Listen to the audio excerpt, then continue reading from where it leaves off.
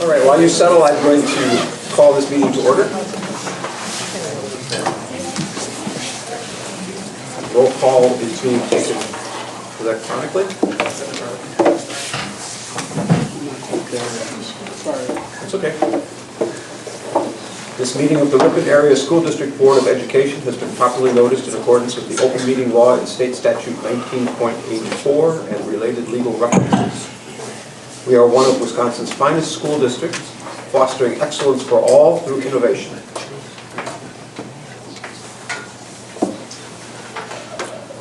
And we'd like to begin with recognition of Andy Light. Yay. I opened this earlier. Fast.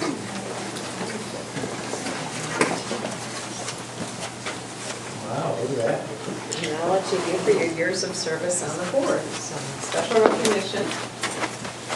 Service to Wisconsin Public School students is awarded to Andy Light for 20 years of service on the Ripon Area School Board. And for the record, they kind of told me you're behind because it's actually 20 years, right? Yes. Close enough. So I'll hand it to you here. I don't know if you want to be up here. Do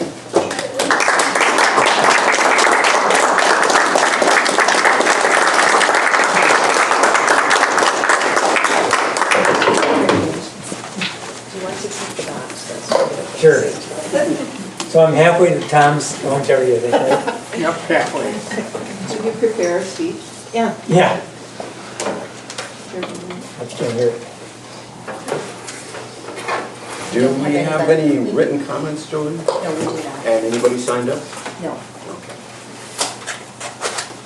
So we do have some presentations this evening, but we'll start by asking if anyone has any adjustments to the agenda, or is it okay as presented? You're gone so that you can pull in and there are two out.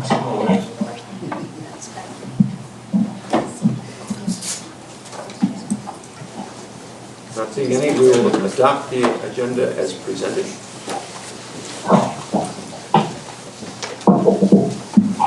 And I'll take announcements of contributions to the district. Right, and we have Ignatian Healthcare Foundation donated $3,790 for 2 Cardia Science G5 AED devices, including the batteries and the adult pad, plus 2 AED wall units for Murray Park and the Boise building, so that we're covered. And those are just invaluable pieces of equipment, so we're so thankful to have added those items to our district. That's great. Now we'll have the presentation of the 2022-23 financial audit. Welcome. All right. Thank you for having me tonight. My name is David Minch. I'm one of the government audit shareholders with Kerber Rose, and tonight we're going to go through the June 30th, 2023 financial statement highlights. First of all, I'd just like to thank Jonah and his team for being prepared for the audit. Once again, we showed up, everything was reconciled and ready for us, which made the audit go very seamless from our standpoint. So, always much appreciated from our standpoint. Tonight we're going to look at the annual financial statement report first. That's the larger of the two documents that gets issued at the conclusion of the audit. And for starters, looks like everybody's following along electronically if you are, so I'll refer to the PDF page numbers as I flip through this. But the first page we're going to look at is PDF page number 4. This is the independent auditor's report. Essentially, this is why the district has an audit done, and that is to receive an opinion on your financial statements. The second paragraph on this page states that in our opinion, the financial statements referred to above present fairly in all material respects the respective financial position of the governmental activities, each major fund, and the aggregate remaining fund information of the district. So in other words, this is a clean or unmodified opinion. This is the highest level of assurance that we can provide on a set of financial statements. The next page we'll look at is PDF page number 10. This is the balance sheet for all of the governmental funds of the school district. A couple things I just wanted to point out here this year. We do have one new liability that's essentially showing up this year, and that's the self-insurance deposit payable. that's out there, and also the health benefit claims payable. And we worked with Jonah this year to make sure that we had all that recorded correctly as far as DTI is concerned and whatnot. So that might look a little bit odd if you compare to the prior year statements. But the next item I just wanted to highlight here is that the total governmental fund balance was about $11.2 million this year. Whereas the largest component of that is made up of the general fund. The general fund ended with a total fund balance of about $6.5 million, with the largest component of that being the unassigned fund balance. And it's important to really look and understand where the unassigned fund balance is. That's really the operating reserves of the district. It allows the districts to cash flow themselves until a lot of the state aids come in October, November, and December, and then also the property taxes. One thing we always do as auditors is just kind of gauge the health of general funds at the district. And so we do that by looking at the unassigned fund balance compared to the general fund expenditures. And this year at about $6 million compared to about $23.7 million in the general fund. That leaves you with a percentage of about 25.5%. We like to see a range of anywhere from 20 to 35%, just depending on the needs of the various schools. We work with 56 districts in the state of Wisconsin, and obviously all of the districts are a little bit unique in their regards. So, but this is important to note that it's right in line with your fund balance policy, which was 22% of the subsequent year's budgeted general fund expenditures. And one last thing I just wanted to comment on in regards to the general fund is that the fund balance did increase approximately $100,000 this year. So very strong positive aspects of the general fund for 2023. The next page is PDF page number 12. The only thing I wanted to highlight on this page is that the district was able to make a transfer into the long-term capital improvement fund, or Fund 46, of about almost $375,000 there. So that obviously comes out of the general fund with any sort of surplus that may be there prior to that transfer. So again, another very positive aspect of the district. The next page is PDF page 14. This is the Employee Benefit Trust, or Fund 73 of the district. And just wanted to point out that as of June 30th, there was about $1.4 million accumulated for these other post-employment benefit obligations that will arise in the future. The next page is PDF page number 49. This is the budget to actual schedule for the district's general fund. And then when you look at this, the original and final budget, the board adopted a balanced budget, both for the original and final. And as I previously mentioned, there was about $100,000 surplus this year in the general fund. So the general fund did outperform expectations. And when you look at the variances between revenues and expenditures across the board, there really wasn't anything that stood out outside of some maybe increased operating costs this year. But figuratively speaking, when you're looking at a $20 million budget, they're well within the lines of where you would estimate you're going to be. The next page is PDF page 64. This is the Independent Auditor's Report on Internal Control over Financial Reporting and Compliance. As auditors, we're not required to audit the district's internal controls, but we need to take them into account when we're planning and performing our audit. And anytime we identify a weakness, we need to evaluate it to see if it meets the definition of a material weakness, a significant deficiency, or simply another matter. There's two findings that we consider to be significant deficiencies, and these are findings that the district has received for the past number of years. Those are the financial reporting finding, and this is simply a reminder that the district contracts with the auditor to assist in the preparation of the financial statements, but ultimately the responsibility is of everyone sitting in this room for the fair presentation of that. And then also the segregation of duties finding. And this is a finding that all 56 districts that we work with in the state of Wisconsin receive. And I always like to remind board members, choose to remind yourselves that you're an important aspect of the control structure at the district. Just the fact that you're reviewing disbursements, reviewing receipts, asking diligent questions as you see fit when you're looking at that information serves as a very strong control to help mitigate any sorts of risks that may come with the limited number of staff in the business office. The next report is on PDF page 66. This is the independent auditor's report on compliance for each major federal and state program. Since the district expends over $750,000 in federal expenditures, you're required to have a federal compliance audit and also a state compliance audit. And I'm happy to note that we did not find any instances of non-compliance with the federal or state grants that we audited this year. On the federal side, we tested the special ed cluster. And then on the state side, we tested state special ed and also the general equalization aid. So lots of detailed testing and another very strong positive aspect of the district to be in compliance with that. Does anyone have any questions on the financial statements? Hearing none? All right. And then I'll just briefly comment on the management letter. That is just a separate standard communication that we use at the conclusion of our audit. It's basically just a recap of how our audit went, and then it also talks about the findings that we just previously discussed here. So, nothing additional to point out to anyone in that letter. All right. Thank you very much. you. All right. Thank you much.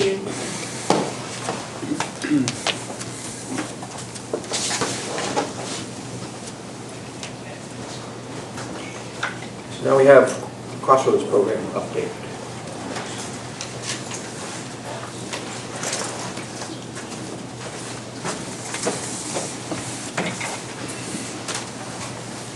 Jolene, are you able to put it up there, the presentation, or is it not working? Hi there, I'm Carrie McCarthy. I'm the new school social worker for the district, and I'm honored to serve you. And this is Steve Brooks, Crossroads teacher, guru, awesome person. We're here tonight because we wanted to talk to you to provide a little bit of an update about what Crossroads is going to look like going forward next year when it returns to the RHS campus.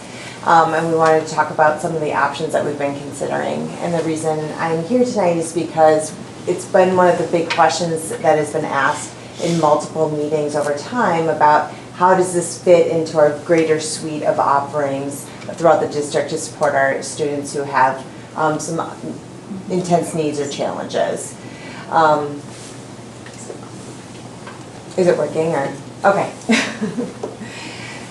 So, yeah, if you can go to the second slide there. There we go. So Crossroads is an at-risk option. The first 6 bullets there, or 5 bullets there, are the state definition of what categorizes a student who is considered at risk. So they're 1 or more years behind their age group in credits, academic skill levels, they might be habitual truants, they might be parents, they might be adjudicated delinquents.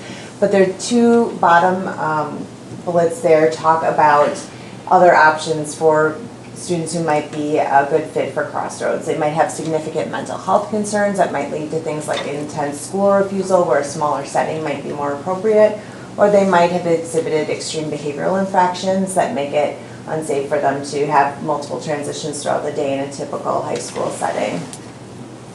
As I talked about earlier, EMLSS stands for Equitable Multi-Level Systems of Support, and basically what that is the framework or the lens through which we look at all of our suite of supports. What do we do for all of our students to ensure they have a great basic instructional method, and what do we do for supports for SEL, what do we do academically, what do we do behaviorally, and then for those students who might struggle to get what they need out of the supports that we do for all, what do we do for some of those students, and then the very tippy top is what do we do for the few, the ones who have the most challenging needs, the ones who need the smallest settings, the most intensive programming.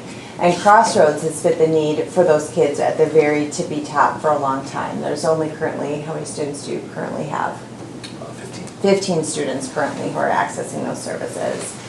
What we wanted to do with bringing it back to RHS is to provide Steve and his program to a greater number of students who are able to provide more options and more supports within our school building. So we are looking at it being more of a tier 2 offering for some types of students who might qualify. So these are not the kids who are going to be in Crossroads all day, and Steve will talk specifically about what that programming might look like. Yeah. So when I took over the program 3 years ago, I immediately started conversations about, talking forward and getting the program back on site at the high school.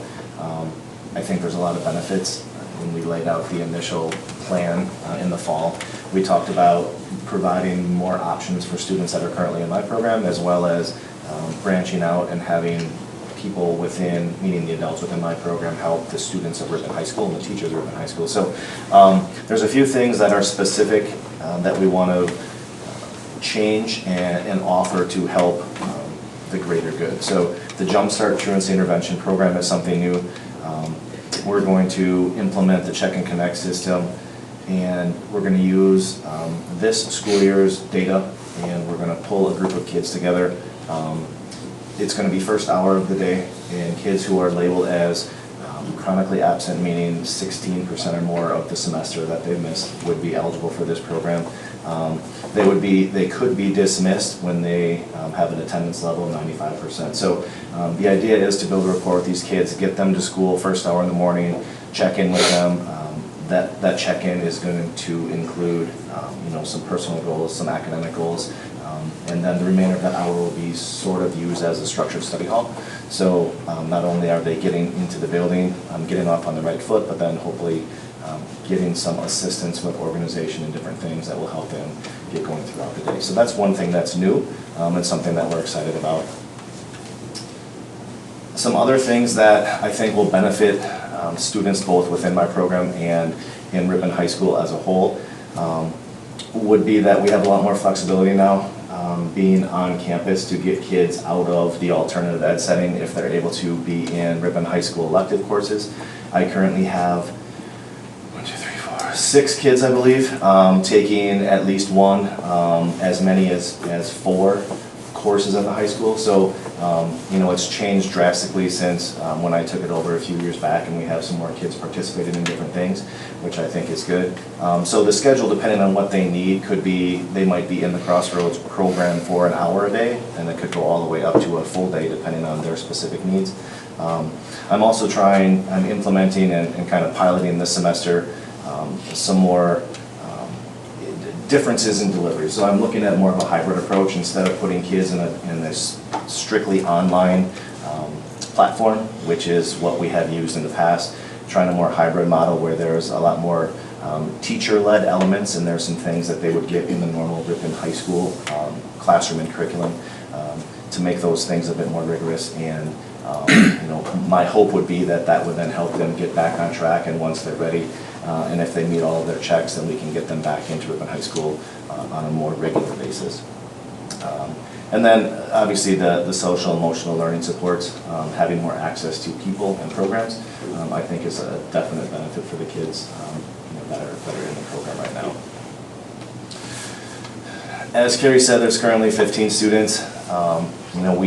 Based on the data that we looked at, we guessed between 12 and 15 in the Jumpstart Truancy program, which I think with myself and another adult would be a good number that we could be successful with. And the number 25 is, give or take a few, the number of students that we hope to serve between Ripon High School and the Crossroads program itself. So like I said, being on campus, I think is going to be it's going to open the door for me being able to be more of a resource for some of the Ripon High School teachers and provide some different supports that right now might not be readily available to them. As far as staff goes, looking at a lead teacher, 1 to 2 educational assistants. Right now there's currently 1. There's been discussion about perhaps adding another. 4 people services staff members. I right now work frequently with the high school counselors, and I work with Carrie and I work with Rob Topol as well. And that would continue to be the same. Being on campus, it would make that a lot easier, a lot more, the check-ins would be easier, and I think that the pop-in visits would be something that would also benefit everyone involved. And then we're also looking at the 6 special education staff. There are quite a number of special education students currently in my program. So another benefit would be more access to those staff members and the services that are then provided to the students. So that was a lot. Are there any questions that any of you have? Yes? Do we know how the students feel about this? We do. The students, and I've kind of taken some, I've had lots of conversations with kids last year, this year, and while the off-site campus is nice when you need to separate some students that with significant behavioral situations, there still is an overwhelming sense of exclusion almost. And so, the students feel as though being back in the building, whatever their capacity is with that, that they truly feel like they are a Ripon High School student. We talk at all of the paperwork that I give them, everything says Ripon High School and Crossroads on it. But sometimes they feel a bit disconnected. So they're excited to be back there. They're excited for the opportunities to be able to do more things. And so, we're hopeful that that will continue. Obviously, it's the staff that's the most important thing, but I was wondering about, are there changes to the physical facility that are going to be needed to bring Crossroads back onto campus? We're currently looking at a location in the school, in the high school building, and there would be a couple of changes that would have to happen, basically just adding another secure entrance to the building. That would be, currently is used for staff members, but that would be the only entrance that the Crossroads kids would use, rather than coming in through the main office at the start of the day with all of the students. So there are some things that we have talked about that would be put in place to make that a little bit more of a private location while still within the building. Thank you. You're welcome. Hi. You mentioned that you do have some special ed students in your program. Can you tell me how many out of the 15? Sure. There are 5 students with IEPs currently. Okay. Different levels of things, so there are a few students that have. I just want to caution that we're getting Yes. I don't think that's an appropriate question, since Okay. we're getting very low in numbers, and I don't want to Okay. identify any Okay. students, so I just would No, caution. that's fine. But I don't need to appreciate know your, anymore. your inquiry and question and supporting us. Well, and from a people services perspective, I'm really excited that these students will have access to all of their people services support, special education support, English language learner support, all of those wonderful things. They have that now, but it's just easier to access. The students will be able to get a higher dose of those things. Any other questions? Is the special access just because of the truancy first hour, or is it just for safety reasons, or what would be the? Right now, I have students that, with kids in different situations, leave and have a different schedule throughout the day. So some students are on work release programs, some students come and go at different times. So the thought process was having an entrance that would be specifically for them, would allow them to come and go during the day, would allow me direct oversight and who's coming into that entrance, and as opposed to dumping it on someone in the main office. That was the thought process. Other questions? Thank you. Thank you. Thank you.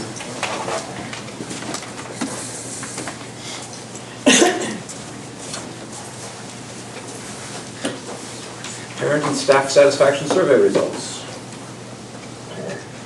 Good evening, board members. My name is Joe Donovan. Can everyone hear me okay? Thumbs up? Okay, all right, good. Nice to be with you tonight, and I apologize that I can't be there in person. Again, my name is Joe Donovan, and I am the founding partner of the Donovan Group. We are a communications and engagement firm, and as part of our work, we do a lot of survey work. And we have been grateful to be able to work with your school district over the last couple of years to administer both a parent survey and a staff survey. And board members, what I'd like to do is I'd like to share a slide deck with you and to go through both surveys, starting with the parent survey. And so what I thought that I would do is that I would go at a very high level through the parent survey. I'd stop, let you ask questions, and then I'd move on to the staff survey. So with that, give me just a second here. So with that, let's start with the parent survey. As you may know, board members, the survey that we conducted opened on December 15th. It was kept open until December 16th of 2023. Our survey was and it has been anonymous. And with that, board members, I'll just tell you that the survey methodology and the processes that we use this year to administer your survey was very similar to previous years. A total of 282 respondents completed the survey. That's 44 fewer than last year. But again, we take a longitudinal view. We take a long view on this, and we can look at this survey over multiple years. It's 20 more than in 2019 and 71 more than 2017. I've included the participation rates by the percentage of respondents for your various schools. Next, at a very, very high level, when we're talking about historical satisfaction scores over the years, you're going to see that it's remained, steady over the years. We should, from year to year, I would mention, expect to see a little bit of up and down from year to year. We call that survey turbulence. We have to understand that the survey is a snapshot in time, and even though we have multiple days that the survey is open, there are a lot of things in people's lives that affect, how they respond. So again, we would expect a little bit of variation from year to year. One of the things that I will notice is how survey participation has gone up. So as we look through from 2016-17 to the present year, it's gone up. Again, one of the things that I believe that I mentioned to you last year is that over COVID, one of the things that we've seen, and I will tell you, we've seen this just about in every school district we work with, that we've seen a net downward trend in terms of participation. And so you are going to see that the participation is a little bit lower than your high in 2021-22. I wouldn't call that dramatic. We've seen this across the years, and again, typically we see a bounce back. But I wanted to point that out. Can I interrupt? One of the things. Oh, I'm sorry. Was somebody speaking? There's an error on your slide deck for the total satisfaction this year. It looks it looks like it's 2.82 on the slide deck, and it's actually 3.89. Yes. Yeah. Are you looking at?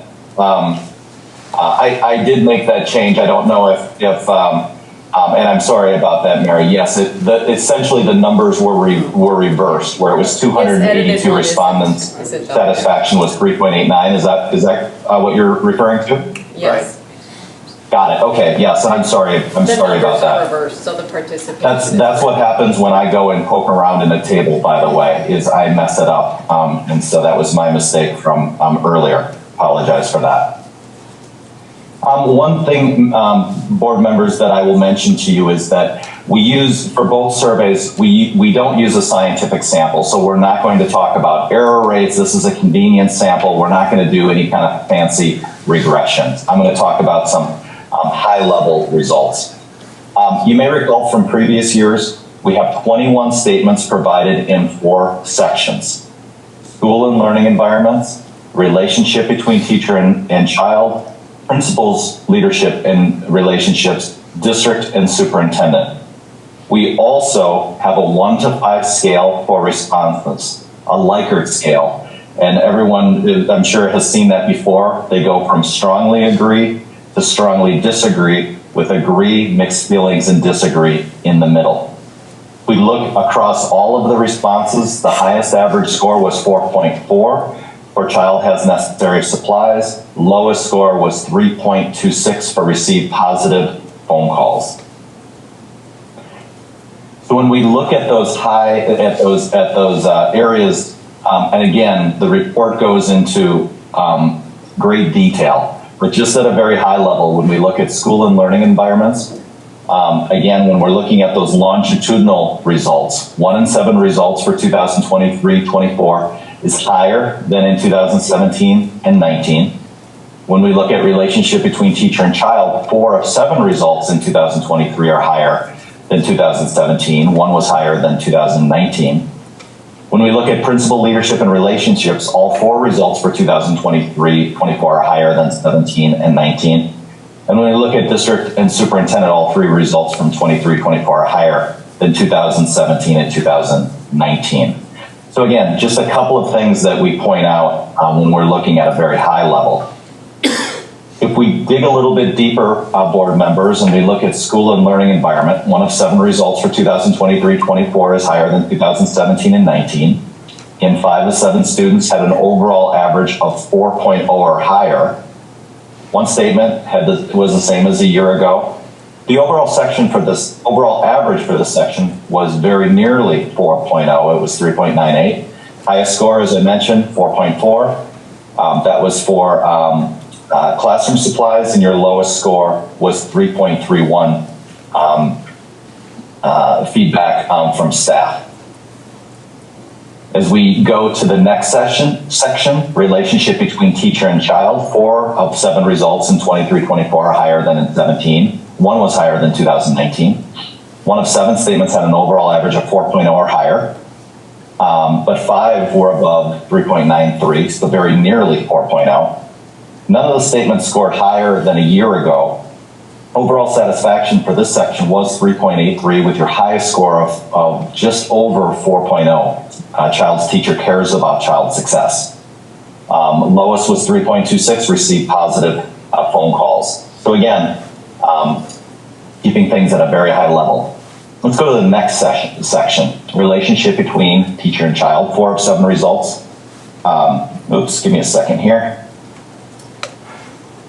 There we go. District and superintendent. Sorry, all 3 results for 23-24 are higher than in 2017 and in 2019. None of the 3 statements had an overall average of 4.0 or higher. None of the statements scored higher than a year ago, but overall satisfaction was 3.66. Highest scores were 3.7.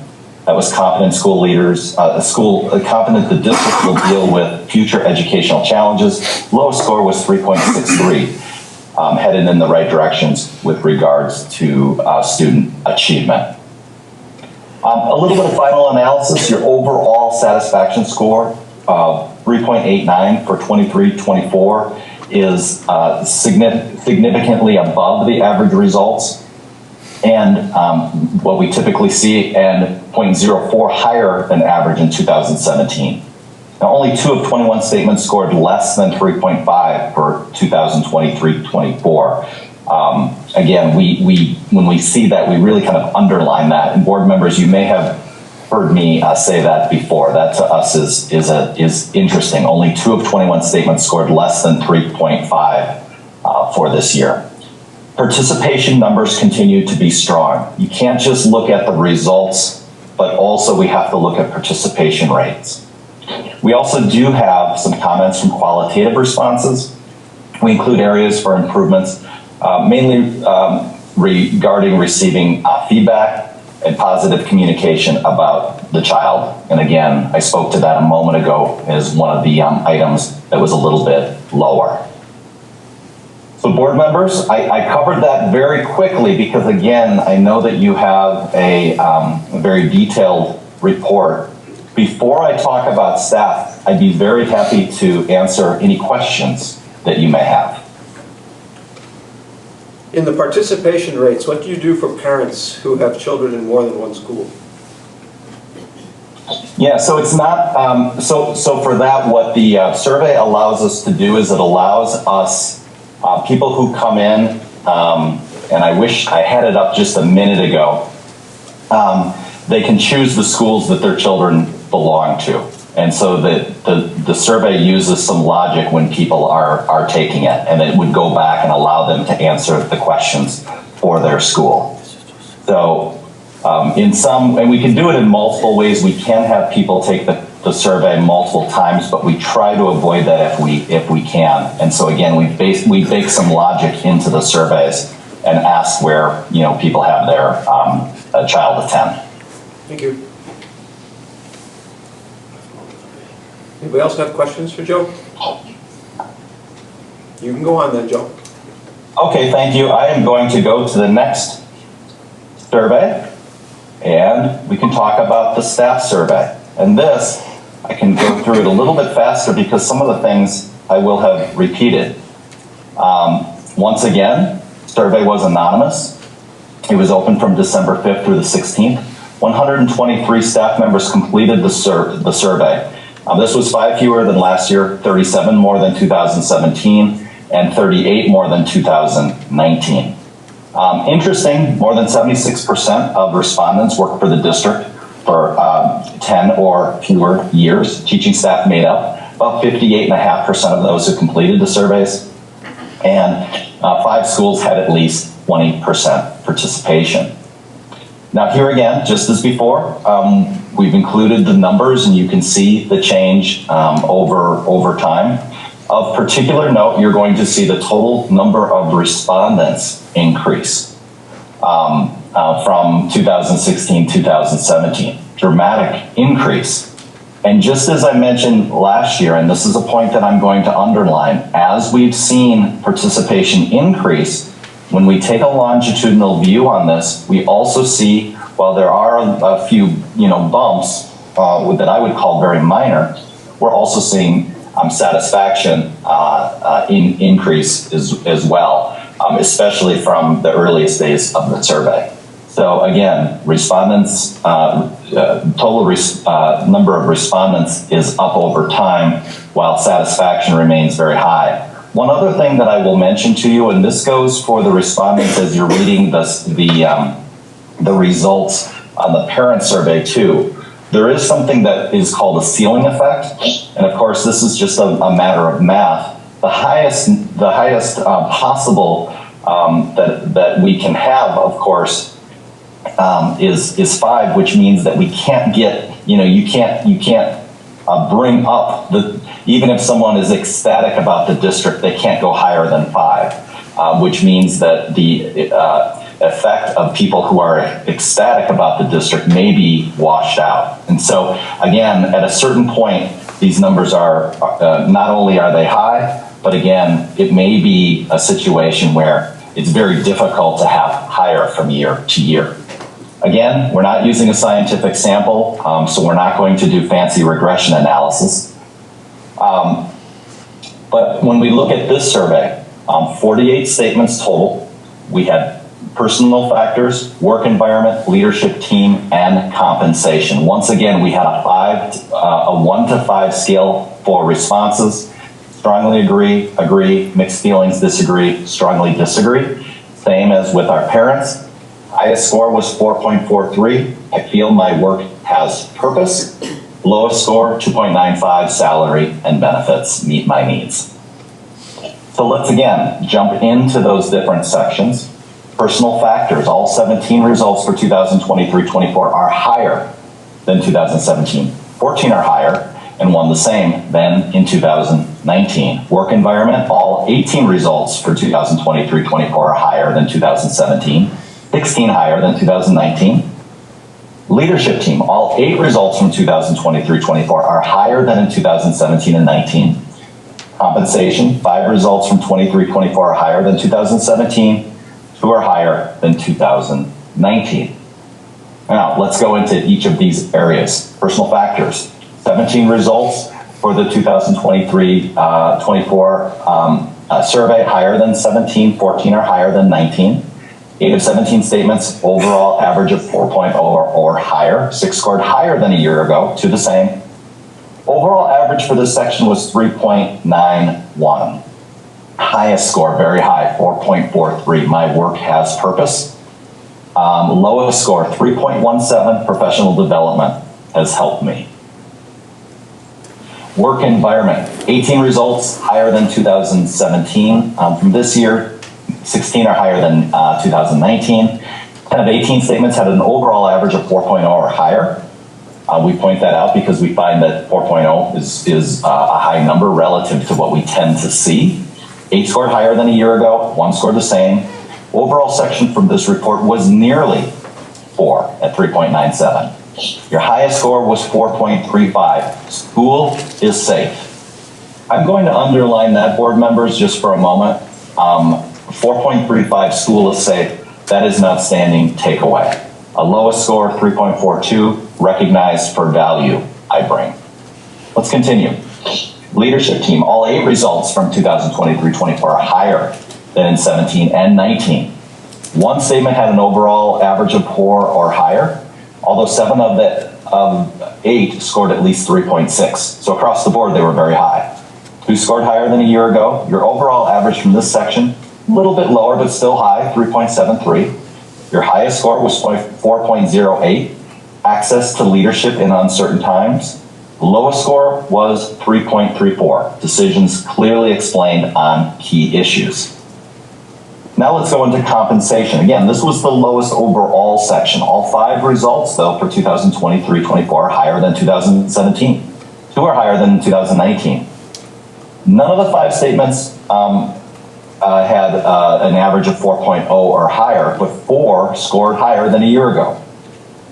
Your average overall section, average for this section, again, lower, but not dramatically lower at 3.37. Your highest score was 3.64, opportunities to advance. Your lowest score, again, 2.95, salary and benefits meet my needs. Let's talk about final analysis. Again, high level. Overall satisfaction score of 3.86 for 2023 is significantly above an average result. That's a high number. It's 0.75 higher than average in 2017. So again, encourage you to look at these numbers longitudinally. Only 6 of 45 statements scored less than 3.5. Your participation numbers continue to be strong. I continue to underline that. Based on comments from qualitative responses, areas for improvement are mainly related to compensation, work-life balance, professional development, growth opportunities, and feedback. And again, I would just add that's a fairly common response that we tend to see. With that, I'm going to take a breath. I know that you had 3 presentations tonight, and you are going to see 2 of my slide decks, so I wanted to cover this very quickly, knowing that you have our reports. With that, board members, I'm happy to take your questions on the staff survey. Questions from anybody?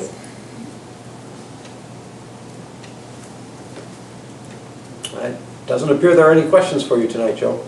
And just an appreciation, Joe, for your work with us, because we did share this with the board members earlier. They had a chance to let us know if there were things in the presentation or the narrative that weren't clear that they had asked questions on, and in some cases we made some adjustments. So those narratives, again, are out there for everyone to see, and we'll make sure they're on our website for community and stakeholders to look at as well.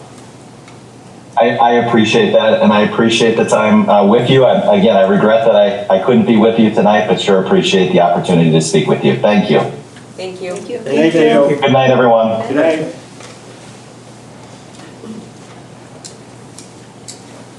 All right. Your turn. I don't have that much more since the last time we met, but it has been about a month since the transition from first semester to second semester in the high school. And I think that everything's been going pretty smoothly on that aspect. People are settling into their classes, grades are getting more evened out. On a different note, from the club perspective, there's been a lot of activity been going on. We had some student council activities last week for Valentine's Day. Last week was FBLA week, so we had dress-up days, we had advisory activities. And then this coming week is FFA week, so we'll also have dress-up days. We have an assembly on Friday, so it should be good to see some student participation from that aspect. And then I've just seen a lot of participation from the student body as well, just in like sporting events, other extracurriculars. It's been really nice to see, and that should continue. We're starting regionals for both basketball teams, so we should see a lot of the student body there, and we have 2 wrestlers going to state as well, so hopefully we can get some kids down there. That's all I've got. Any questions? I just wonder, do you attribute the higher participation to anything in particular? Do you think that you're recruiting more for clubs, or any? I feel like a lot of it is just like the specific activities that we put out in the school. Like if we have more activities that are going on during the school day, more students are like participating in them. Dress-up days, if we're sharing those through the announcements or social media, more kids are seeing it and then they're taking part in it too. So, yeah. All right, Thank you. thank you very much. Thank you. Thank you. We'll move into new business. The first item is to consider acceptance of Journey Project School's request to end the 5-year local agreement 2 years early at the end of this school year. Is there a motion? I move to accept the Journey Project School's request to end the 5-year local agreement 2 years early as presented. Thank you. Is there a second? I'll second. All right, thank you. Any discussion? Seeing none, I'll call for the vote.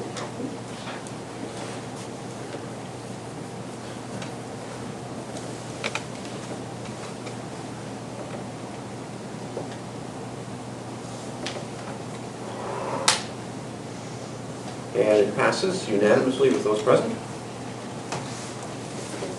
So this is one of 3 related items. We'll move on. The next item is to consider acceptance of Barlow Park Charter School's request to not renew the 5-year state charter as it ends at the close of this school year. Is there a motion to put that on the floor? So moved. Thank you, Betsy. Second.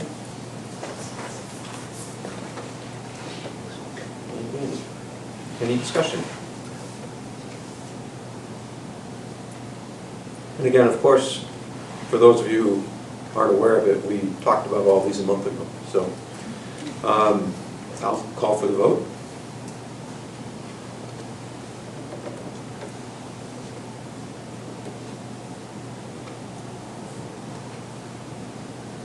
Also passes unanimously. And we will now consider approval of 1 EC Grade 2 Barlow Park School in Ripon, beginning with the 24-25 school year under the current Legacy School state identification number. So moved. Second. Betsy and Denise, thank you. Any discussion? I just have a comment to Sean, how, is he here? Right here. Oh. I moved. I just appreciate how inclusive you were in the whole process of gathering the information from the teachers, the community, whoever, I mean, you opened it to everyone, so it really, I think, lent to everything that's accumulated and to a positive feel for what you accomplished, so kudos to you. Thank you, I appreciate that. Any other comments or questions? All right, I'll call for the vote on this.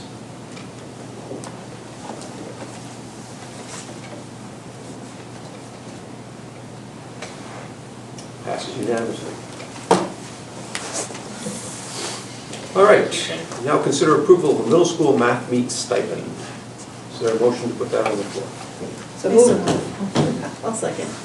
Denise and Laurie. Discussion. Seeing none, call for the vote.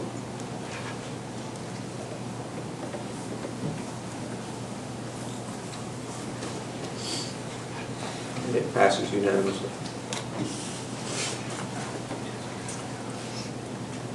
Next action item is to consider approval of the RHS Social Justice Alliance Club. Motion to put that one on the floor. So moved. Second. Betsy and Gary. Discussion.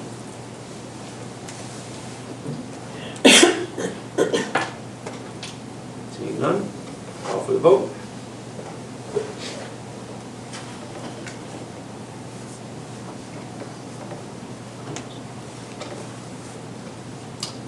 And it also is approved unanimously.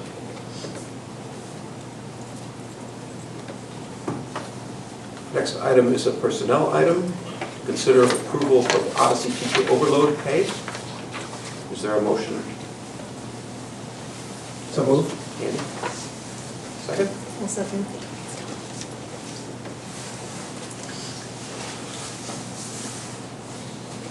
Discussion. I just had a question. Do you know? So when it's stated that there's 12 different math levels of classes, does that mean, I mean, a lot of pay is related to prep, right? Prep time. Is that 12 different math levels because of I mean, are they at the grade levels, or Yeah, what it's does that very- mean? Yeah, and I know Rebecca's on too. It's very differentiated. You use Alex Math, so kids can really be in different places. I don't know if you want to speak to that just a little bit, Rebecca? Yes, absolutely. So the 12 different math levels are between grades 7 through 12. So you're accounting for lower level kids, in 7th grade math level up through calculus, AP.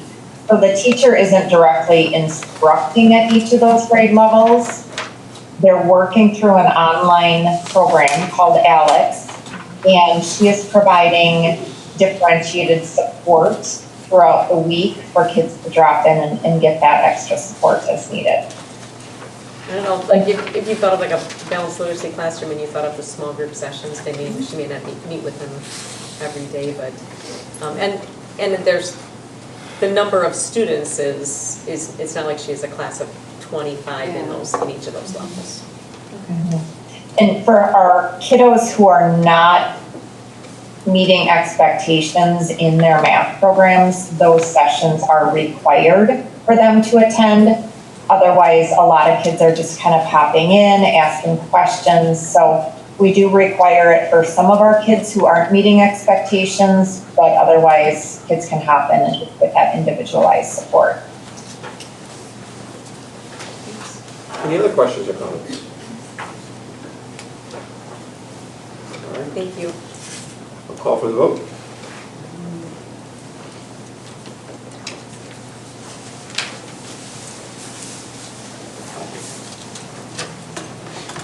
And it passes unanimously. We move to the consent agenda. Is there any item anyone wants removed from the consent agenda? Then I will take a motion to approve the consent agenda as presented. I so moved. Second. Thank you. Thank you. And call for the vote.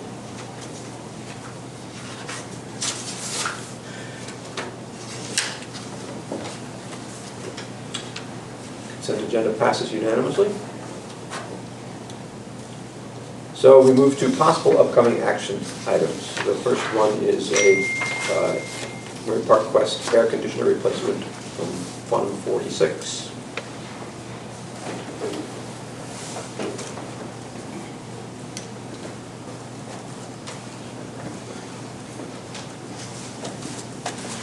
So just a little history on this one. So all the equipment in this building is, at least for the air conditioning side, is all original from the build, from 91 and opened in 92. So this unit was actually added, I think, a year later to add a little more air conditioning to the building. So we've been trying hard to keep it keeping it maintained, but it's the old R22 system, which is very hard to get any parts for, any service work on it, and we're getting to a point where it's just in very poor shape that we need to really look at starting to replace some of that stuff. I looked at doing the classrooms first because that's going to be, our most to keep the learning environment the same way. We will probably be looking in the next probably year or two to look at the specialty office main wing hallway. But right now the classroom one is in much worse shape than the office area. So with the information tonight, it just gives you what our RFP would be for the vendors that we will send it out to, and then hopefully we'll be under that 210,000. I'm hoping, but I guess we'll know more as the bids come in. So 91, 92 vintage, I'm sure the new unit is going to be much more efficient than the unit that it's replacing. Have you done any number crunching on what we might expect with our utility bills as a result? I definitely could look at what it would be. The hard thing about utilities is tied to climate. So but I anticipate, you know, a 92 unit that isn't really is no longer energy efficient. It still, you know, produces the coolness in the classrooms, but really, you know, I think we'll see some savings. You know, definitely see some savings. It's hard on the air conditioning side to determine what your savings are because it's really impacting on the weather. You know, the heat's a little easier to really focus on that one. Speaking of heat, what's the heating side of the HVAC? So that the board approved. We did that over, I think, the summer of 20. 20 or I think 20, the year of boiler, right? The year of closure. We did Barlow in January, February, and then over the summer season, we updated the automation and the boiler plant. I remember now. Thank you. I have a question. Do you have to be concerned about the requirements from the state regarding efficiency? You know, in some cases you. Well, and we partner with, I mean, both, all of our buildings were covered with 2 HVAC contractors that do all of our stuff. So, you know, I gave them all of the information, you know, to make sure, and then we'll work with Focus on Energy and things like that to make sure that we're getting exactly what we need.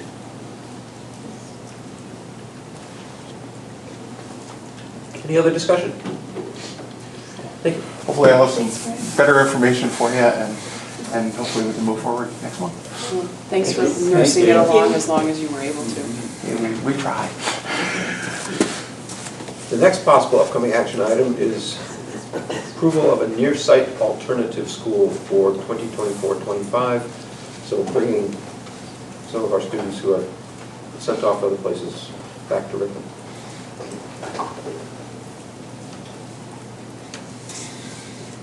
Who gets to take the lead on that? She's on here. There she is. Hey, Becky. You're muted. Hello.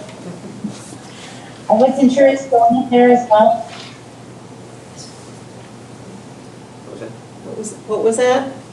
Is Jonah there as well? Yes. Yes, yes, He's right Jonah's here behind too. you. Okay. Hi, Jonah. Hey, Becky. Did you want to get started or do you want me to get started? I think maybe Becky, give us just a background and overview of the proposal overall, and then we can get into the more specifics and answer questions the board may have. Sure. So we have about 8 students now that are learning in an alternative educational environment, and it just becomes harder each year to be a part of these students' learning. They have a commute to school that's been long and difficult.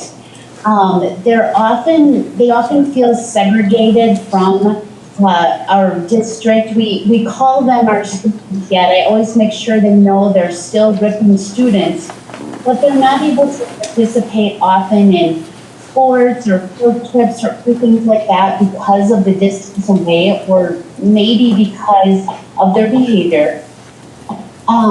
We want to put this programming a little bit closer to our Ripon schools so that we're able to provide some guidance staff, school psychologist support, social worker support, more support from myself to help these students with their learning and then also in their transitions back to their home buildings.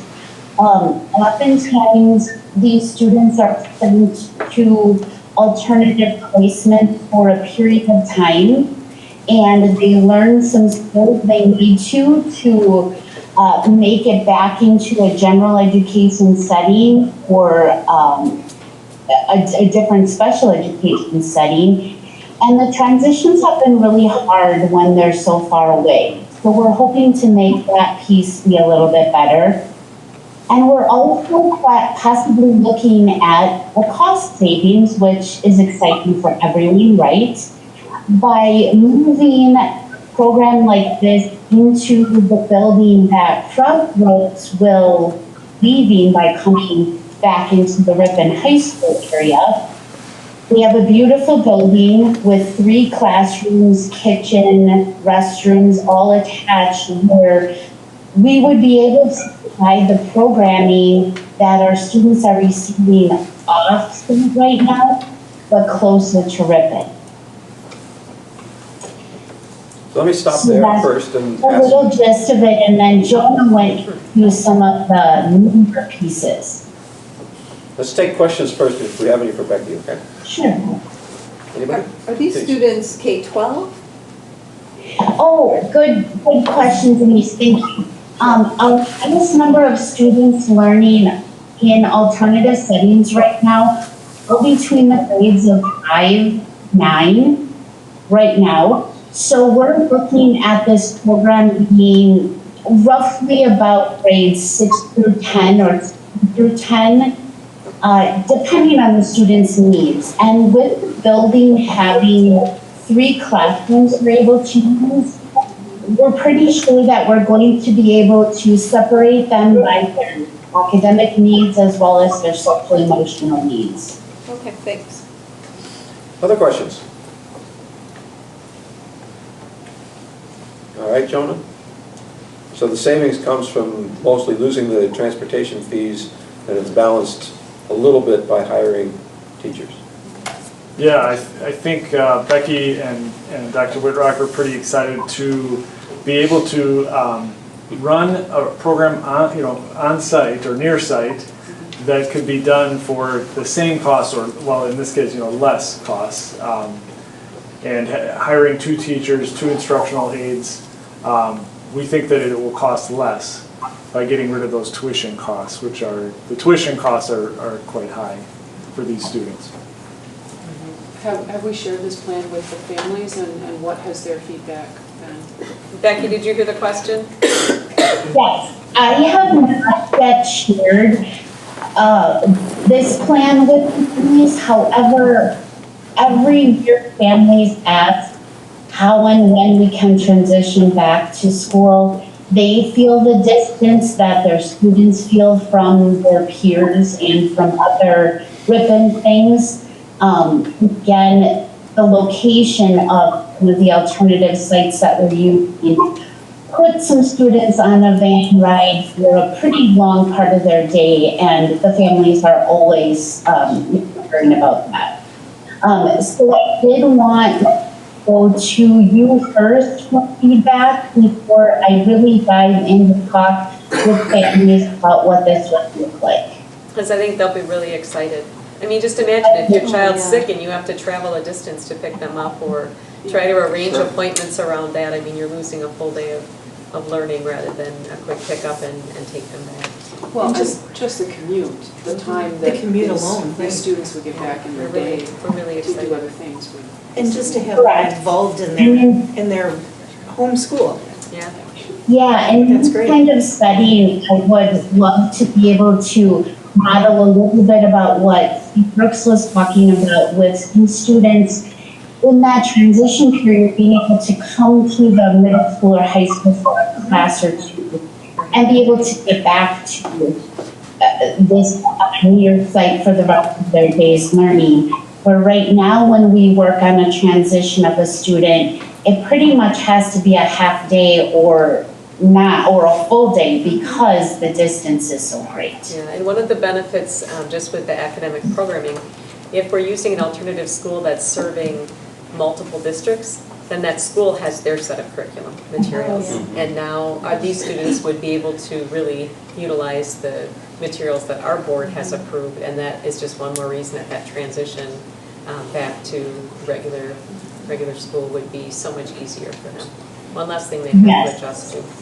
So my Consistency of that whole piece, it gets quite difficult for case managers and for myself to really do a good job taking care of where the students are at in all of these different, several different buildings, using several different pieces of curriculum, transitioning at different times.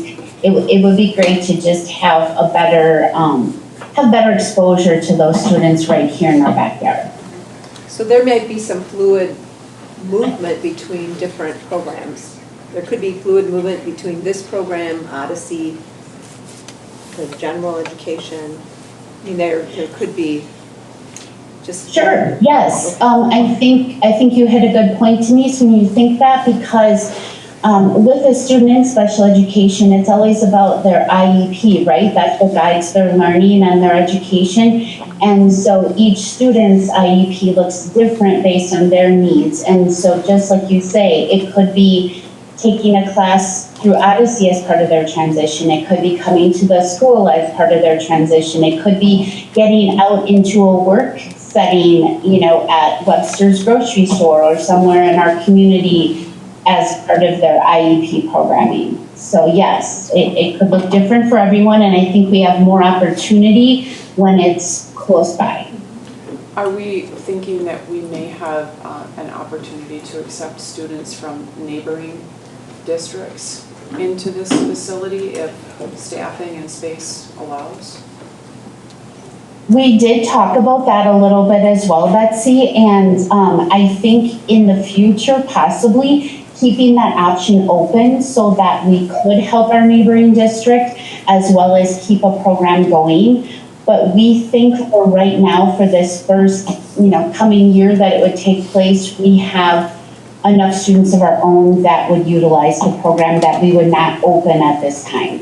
However, when other districts find out we're doing this, we will probably get calls from every district around. They will be knocking on our door, because as directors, we talk about this a lot. There's, we utilize our CISA 6 alternative schools quite a bit, and they're always full. We buy our seats, we put our seat number in May. We purchase those seats, kind of over the summer, knowing which students are going to attend. And by the end of that next school year, you're begging other districts sometimes to purchase a seat they don't need anymore.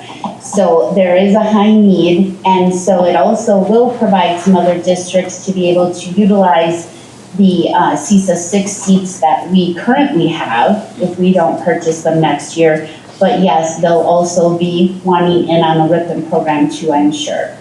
I think the challenge would be, we just have to be careful with that, because if we have a student that needs it, we don't want our seats to be filled with students from other districts, and then our students are, again, sent out to another district. Correct. But again, we could always reconcile that at the end of the year and make sure they're good the following year.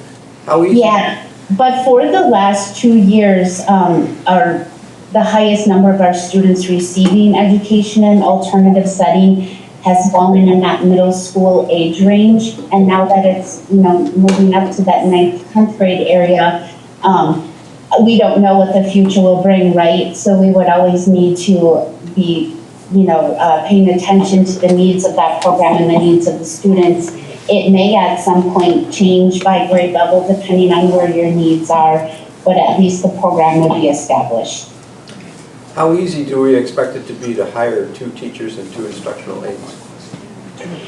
Well, I tell you what, hiring special education teachers is always difficult, as you probably know. Hiring any teacher right now is difficult, but we have high hopes that getting the word out sooner than later. I already have a couple of people interested possibly in a program like this and in coming to Ripon to work.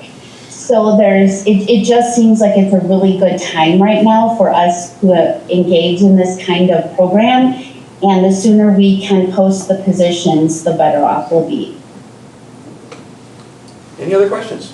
Yeah, what's the staffing ratio of the current 8 students who are at CISA 6 locations? Sure. So the current CISA 6 locations tend to be about 7 in a classroom to 2 adults, 1 teacher, 1 para.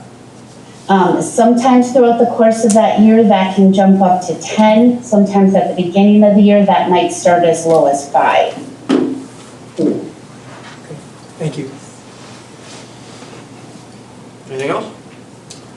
Well, I just want to say this is an exciting challenge for you, and I compliment you for being willing to take this challenge on.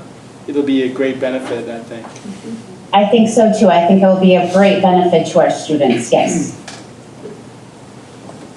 All right, thank you very much, Becky. Thank you. Thank you. So we'll move on to superintendent reports. Yeah, and really, biggest update is just that timeline on the middle school and Murray Park principal hiring. Last week, we had our first round of interviews for the middle school principal position, and tomorrow we'll have our 2 finalists, so feel free to join us for our meet and greet, which starts at 3:30. And then on Wednesday, we'll have 6 candidates in for our Murray Park principal position, and hope to have that down to 2. Sometimes the team does 3 finalists to come back the following week to go through the same finalist interviews and meet and greet for that position as well. So lots of opportunities to be involved and see those candidates. So welcome you to join us. All right, we'll move on to curriculum department highlights for February. Any questions for Kristen? Or anything that you would like to especially point out? It was a big day of learning today. It was a big day. I was across all buildings or... A staff development. Unless you have any other, or any questions, I guess one of the big things is that we are really immersed right now in state test prep.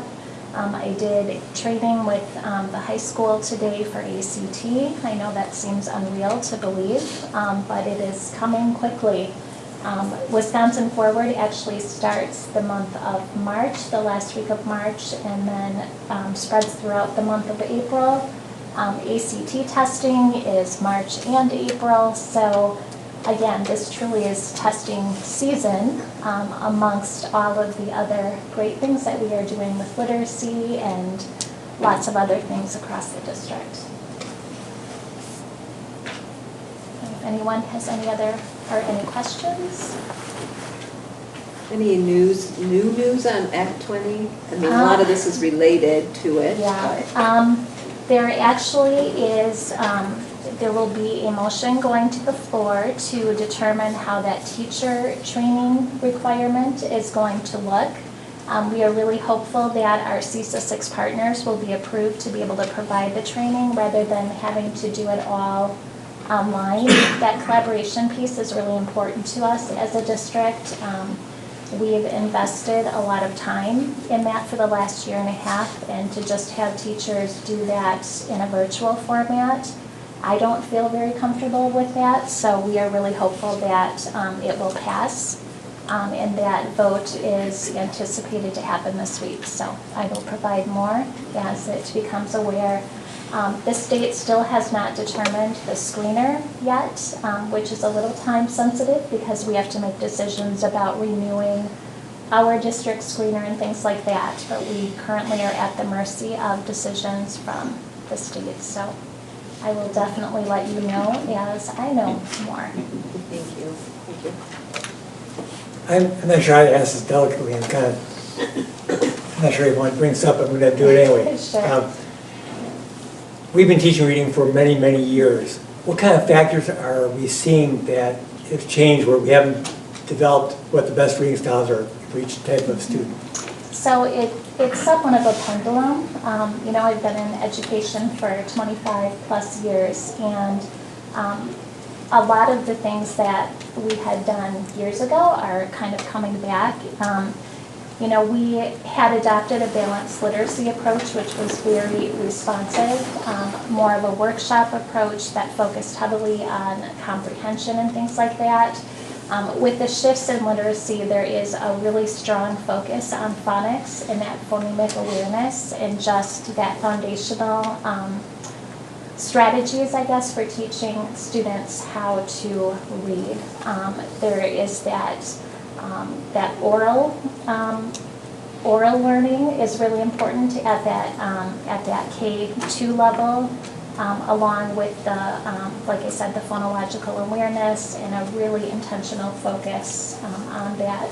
I have Jill here too, who can maybe help speak to that a little bit more as our district reading specialist. But you know, one of the things we decided as a district and things that we truly hold to our beliefs is that there still is most definitely a place for that responsiveness in our students' learning. we put into place many great things through our balanced literacy approach, including that workshop model where we are doing small groups and things. We will continue to maintain that piece of it. It's just that there is, again, a stronger focus in terms of the phonics and those earlier foundational skills. So. Would it be fair to say, I think, Uh-huh. that there have been reading wars for decades because people have really strong feelings about the best way to teach. And that's why we don't actually know the best way to teach, because people have their own prejudices. And so the whole education community has been fighting with this for a long time in both math and reading. I'm surprised we couldn't come up with an objective answer. I know each student's different, but still, you would think at some point. Well, I think one of the things that's happening, the research is clarifying some things now, so, which is why the pendulum is swinging back a different direction. Sure. Well, Okay. I'm having a very fond memory right now about Mrs. Scott, who was one of our reading instructors when I went through elementary school, teaching us phonics and teaching us how to read. So, and just, helping us that way. So, yeah. Yeah, and you hear the term science of reading often. That's what Act 20 is really grounded in. And again, it really gets to the neurological, the research practices of how students learn.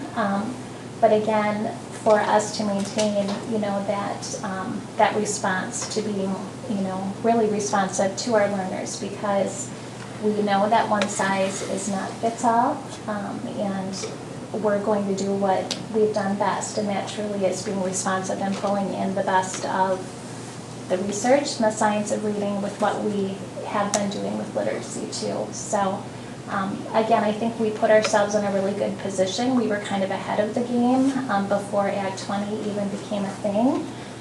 We had done the curriculum audit. We have met with our literacy team and all of our K-5 staff to really review the new literacy standards.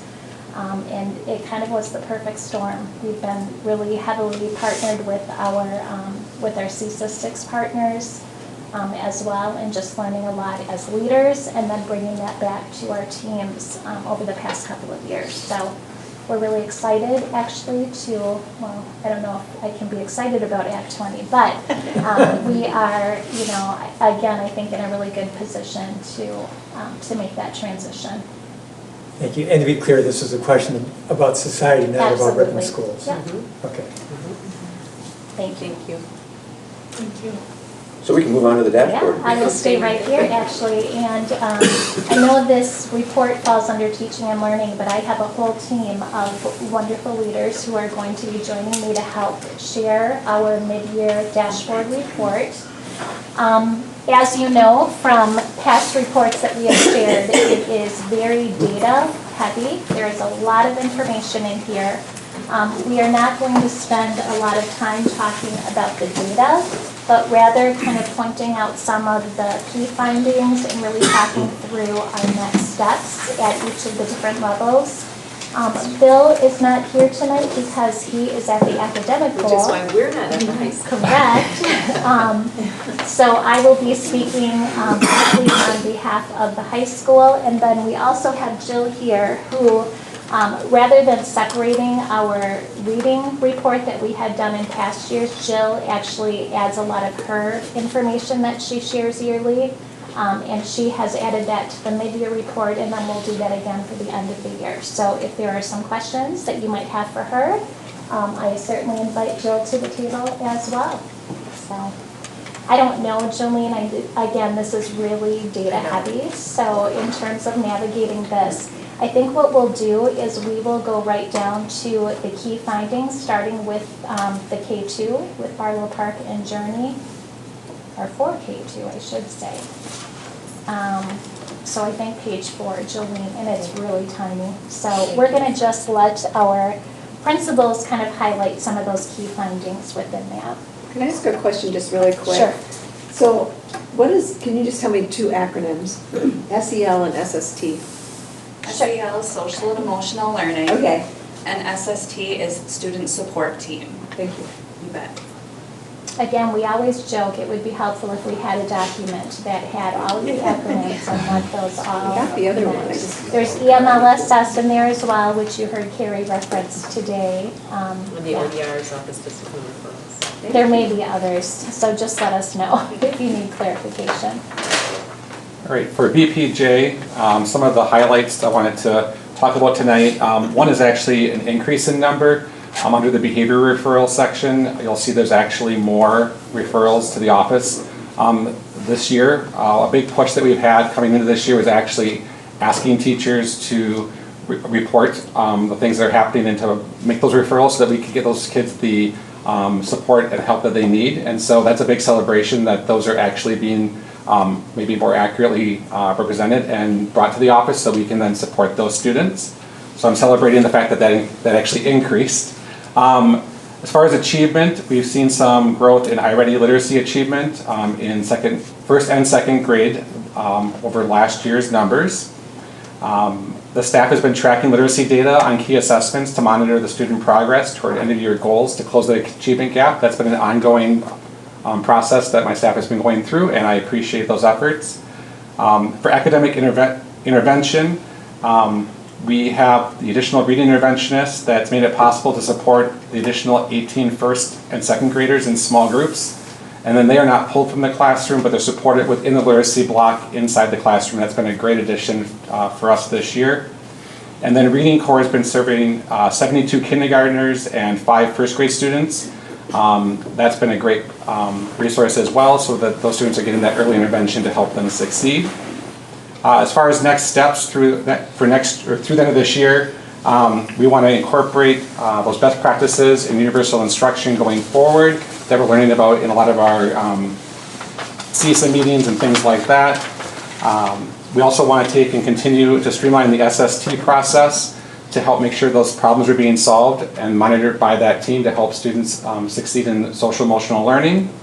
We're prioritizing intensive Tier 3 interventions for first and second graders with the highest needs. And then once again, that goal of monitoring student progress in literacy, that's our school goal, and we are trying to make sure that we can push those kids. If they were at grade level coming in, we want that year's growth. And if they were below grade level, we want greater than a year's growth to take and close that achievement gap. So that's a little bit of the highlights from BPJ. Thank you. Thank you. Okay, we'll move on to Murray Park Quest then. Just under the behavior section, I do want to just be able to make mention that our pupil service team continues to play just a really huge role in the behavioral needs within our school. Both our behavior interventionist as well as our school counselor. It's also been helpful in having Lindsay Lowy, sorry. She's with us too sometimes, right? Lindsay Michaels with us as well for part of the time within a day, so that's been helpful too to have her as part of our team. I would mention that we started the school year with a lot of, a pretty high number of behavioral needs, some pretty intense needs within our school, and we've made a lot of progress with that, but that takes time to be able to put those supports in place and get to know those new kids, and some of them were, kids just in adjusting to a new level of learning, some of them from outside districts and things like that. And we do continue to see for our special education population as well, a lot more behavioral needs versus just the academic needs like would have been maybe more traditional in years past. So that is an area of challenge that we continue to work in supporting. And I will say that our special education team as a whole, they are great. I mean, our whole team is great, but they are, their numbers are higher than what they typically would be. And they are working really hard with our support staff, as well as our behavior interventionist and our pupil service team, as well as with Jill, and being able to get academic support too, and strategies and things of how to best support the needs of our kids.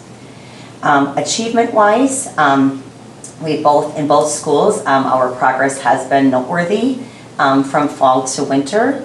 The deck was pretty deep coming in, and we're chiseling away and making things happen.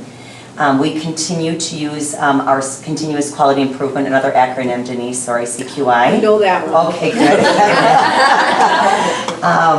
But one of the things that we have talked a lot about this year too, as part of our school goal work, is not only coordinating the multiple sources of our data to make informed decisions regarding our students' need beyond the universal level, and again, that targeted small group work that Chrissy had talked about, Sean has talked about, but we have factored in the fact that we should be able to fill in or fit in 2 6 to 8 week cycles of small group work within each semester. So again, that's all in an effort to be able to say what are those needs, within any given classroom, and that is not just one group per classroom, that is several groups per classroom based upon the needs. So they're all getting what they need, but it does not come without a lot of time and effort. As well as we have partnered part of our school goal work too this year of just having a systematized way to collaborate between our classroom teachers as well as our special education teachers, our EL, GT, title counselor, math interventionists, behavior interventionists, and so on.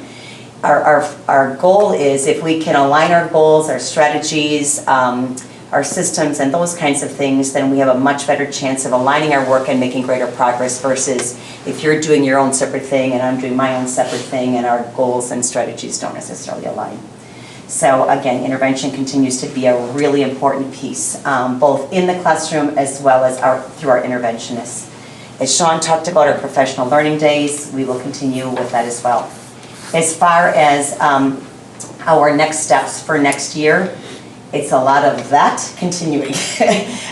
So, again, continuing, as I said, the intervention work, the small group work, our school goal work, the CQI work, and just really being intentional about where our kids now and how can we be responsive to that.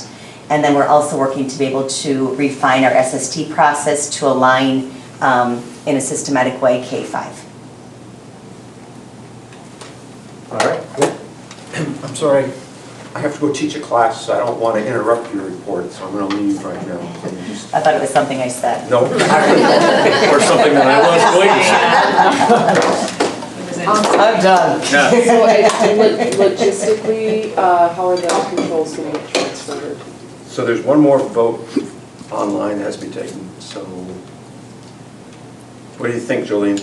Yeah, I'm trying to think through that, how we're going to do that. I would have to, everybody might have to log out while I go in and change that you are the controller. Okay. And then you would have to go in and then mark absent, David as absent. I don't want to disrupt the flow, but I also don't want us to not be able to successfully conclude our meeting. So we'll figure it out. See you in the morning. So I apologize for the disruption while we figure out logistically how we proceed, so go ahead. Okay, Jillian, we're I think on slide 11. Okay, thank you. For Ripon Middle School, yeah. So at the middle school, actually, one of the things I wanted to highlight was our referrals are down. As Sean was saying, we have worked really hard to work with our students on check-in and check-out, just all types of behavior plans that we try to meet their needs. A lot of contacts that we make with our pupil services team, which has been very helpful. So we feel like that has gotten a lot better this year versus last year. So that is certainly a highlight of ours. We made progress as well in iReady, in reading and math. So that's something that we always look at. We want to continue to grow. And what we've created, which I told you guys, I believe last year as well, is we have intervention every other day that our teachers actually teach the intervention, the math and reading teachers, during their study hall, or it's basically the student study hall, where we are able to put them in those groups. So that's been going really well, and we've had a lot of kids make 2-3 years of progress. And again, every other day, that's a quarter's work, because it's every other day, it's not every day. So that's how we've accomplished that. So I feel like that's, again, going well this year. And the results that you can see above are what our teachers have put in there. Really, for the next steps, we continue to work on all the things that basically have been said, it just continues to happen, day in and day out. I feel like our SST process, I know you guys are trying to line it K-5, we're trying to do that all the way across the board, K-12, so it's just continues to move forward in that process. So we just kind of started working with that with Emmy and moving forward with some of the people service team that we have in our school. I would say our SST process is probably not as good as what it is at other schools, but I think we're trying to get there, and I think obviously by then, I think they will. It shouldn't be that big of a problem for us. But I think a lot of times we end up probably taking care of the issue right away because we're diving in and maybe we need to meet more together as a team. So that's what we're trying to work on as far as at the middle school with that. And the last thing, as far as going again with iReady, is we continue to have that focus on small groups as well during our advisory time to work with kids to, again, move them up. We look at a lot of the Wisconsin Forward data to try to move kids who are at basic, to proficient, and try to get those kids in some focus groups. So that's what we've been working on at the middle school. Rick, how long have we been using check-in, check-out? We've been using that for quite a while, but it's just with the amount of, like, I can do that, Danny does that, my students, and then we also have our accounts, Todd has been able to do that, so we're able to take more kids in, whereas sometimes it was just myself and Todd for a lot of the years, that was hard to do that. Okay, thank you. But yeah. And then we just kind of watched, we kind of use data to get that behavior, that the teachers have to fill out a sheet on them daily, so a lot of incentives and things like that have helped the kids move forward. That's great. And then we try to eliminate, instead of seeing them daily, we try to get that to maybe weekly, then bi-weekly and so on. Release. Yep, so it's been helping. One other question, how's it work with the student groups leading discussion on vaping and what else did they were talking about? I think he's met like twice, Todd did twice, and then we also had Brad, our SRO, talk to them as well. So we're trying to get, I think as we move forward too, Brad is probably do a little more teaching as we, especially with the middle school students. So that's what we're trying to work on as well. Great, thank you. I have a question. Do you ever use students that are more adept at math and reading as interventionists with other students? We have not. Okay. I didn't know if that was a model.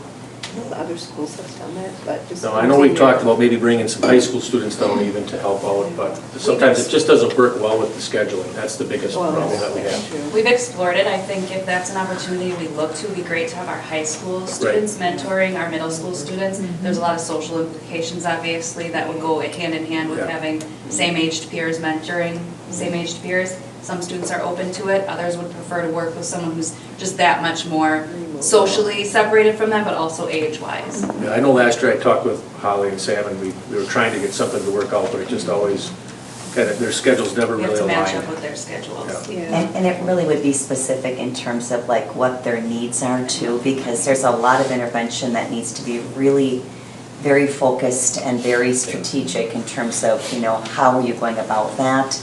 Versus, okay, I get it, I'm just going to show you how to do it. Sometimes there are significant gaps that have nothing to do with the concept that they're currently studying. It's because they haven't gotten 3 concepts before that are missing, sort of thing. Yeah. So it gets tricky. I do like what I like is our math teachers, right? They have the kids in math class, and then they also are doing the intervention. So it's not someone different doing the intervention. It's actually, they know exactly what's going on in class, and then they're able to even close the gap of what they're missing, but then also know what they need as well. And I'll add to the nature of our math program, CPM, does allow for opportunities for groups to work together, and oftentimes that will be the case where, kids mentor each other through their strategy groups and things like that. So it does take place somewhat. I'll turn it over to Bill. I guess that's me. So jumping in slide 13, thank you. So for the high school, I'll just point out a couple of things. In terms of attendance, it looks very similar to last year. Bill did note that many of the absences are medically excused, and we are working on cleaning up that process for reporting absences. And just trying to be more strategic in terms of those reporting efforts, for sure. In terms of behavior, I know that Vince and Bill had reported that when you look at the behavior data, it might seem shocking initially because it's almost double. Part of that, though, is that they are being very diligent in making sure that we are documenting those behaviors.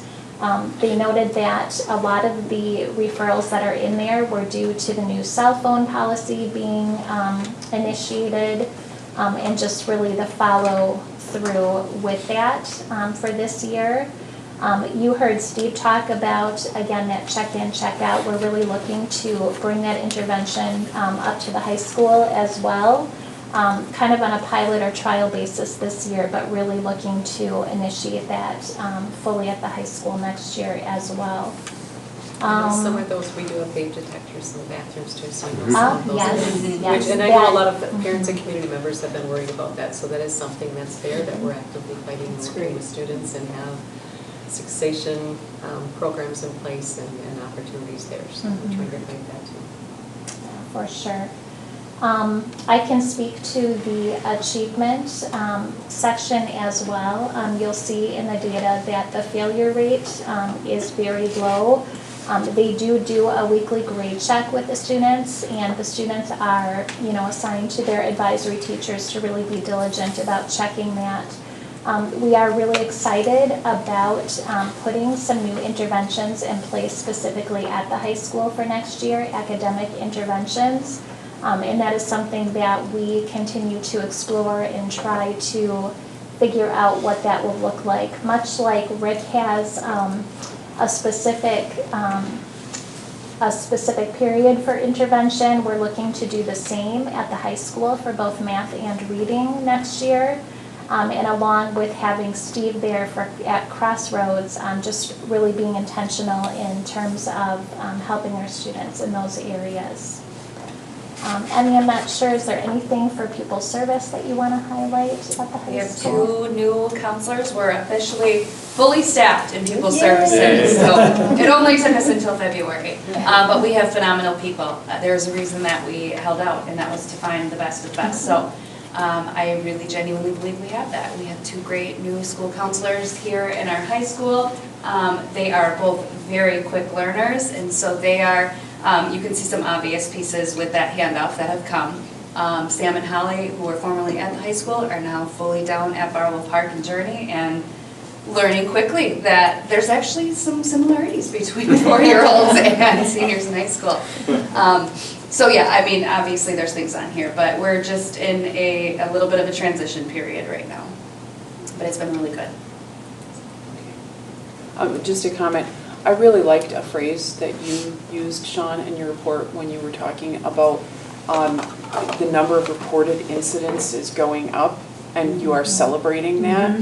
I think that is a great way to think about it, because we can't offer you support if we don't know what's going on, and you can't help students if you don't know what's going on. So I think it is a good thing when our reporting numbers, especially for the lower level types of things, is going up, because that helps us prevent the really serious things down the road. So I was really glad to hear you use that phrase.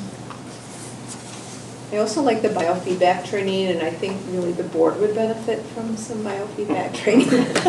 Speaking for myself. Do we have any other questions, any other comments for our presenters? No. Okay. Thank you. Thank you. Thank you. Thank you for your work on Significant this. We amount of appreciate work it. goes in here as you collaborate with your teams to pull this together, and we really appreciate that. Rebecca is on too. I don't know if. Yeah, we want to keep going, and I know there's that we anything. have technology and facilities on here too. Okay. Rebecca, do you want to speak a little bit to Odyssey? Absolutely. Can everyone hear me okay? Yes. Okay. So Lane, I think we're on slide 17 about one of the biggest pieces that we have continued to work on at Odyssey is the attendance. And all virtual schools, when I get together in my leadership team meetings, it's a topic of discussion continuously. At Odyssey, we are monitoring our attendance on a weekly basis in the form of not only physical presence on a Zoom classroom and call, but their weekly work submission. We track attendance weekly every Friday in communicating with the teachers.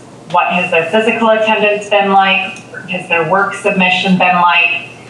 And following that, when we start to see a pattern, we get together, myself, teachers, and our guidance counselor, Carrie Johannes, to do a student support meeting that includes the parent and the student as well. So that's been really effective. Some of these kids we will pre-set up, meeting 3 weeks from now, and we'll set up those meetings ahead of time just to have those continuous check-ins. Our guidance counselor, just in terms of pupil service contacts, she provides Odyssey Connect time for students in all of our different grade levels. And that's a really good time just for kids to be able to connect socially. It's very different in the virtual world. And we recognize that and want to give a space for our students to be able to connect with other peers. And she meets with students a lot, one-on-one as needed. There are a lot of different issues that our students come to Odyssey with or, continue to struggle with, and those one-on-one sessions are really effective. In terms of achievement, for school-wide literacy and math, we have fewer students who are one grade level or behind compared to last year. With literacy, we are celebrating a 19% growth compared to last year. In 4th grade, where 84% of our students are above or at grade level. At the 6th grade level, we had a 25% growth compared to last year, where 80% of our students are at or above grade level in literacy. And our biggest celebration in math, and this is reflected through the iReady test scores, we saw a 23% growth compared to last year with our 2nd graders. 77% are at or above grade level. With our academic intervention, we have several people on our Odyssey staff that have their intervention experience, reading licenses, and so forth. And one of them recently, she's just about finished with her letters training. So talking about science of reading, that's one of the big programs right now that people are using for intervention with literacy. And she has shared that with our entire staff. Our staff is using that program for the Tier 3 intervention. So we're providing small group or one-on-one, depending on whether it's Tier 1, 2, or 3. For our specialized services, at Odyssey, we are able to continuously move our kiddos through on the pathway that makes the most sense for them. So even if it's above their grade level, we're continuously moving kids through math. Sometimes we have kids working both in algebra in 1 year and geometry, if they are meeting those learning targets and meeting those proficiencies. Reading as well. So we have that flexibility in Odyssey to continuously challenge kids and meet them where they're at and continue to move them. At Odyssey as well, students aren't necessarily inhibited by their grade levels, but we're individualizing through their curriculum and with that partnership of their learning coach at home, being able to offer them instruction where they're at and moving them forward. Next steps through the end of the year, we are upon our 5-year renewal contract, so that will be coming up in the next couple of months. We are restructuring our middle school to now include the 6th graders. So that program will take effect next year.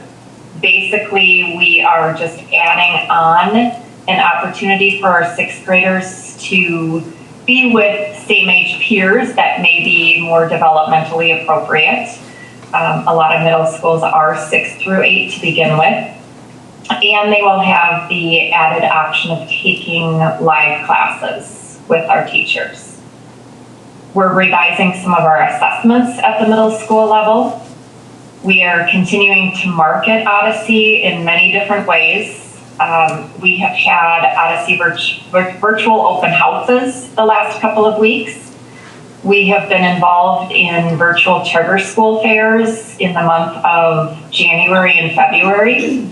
This was a statewide program through Works, and I'm proud to say that it was some of our very own teachers that came up with this idea, just to give a space to talk about virtual schools and charter schools in the state of Wisconsin.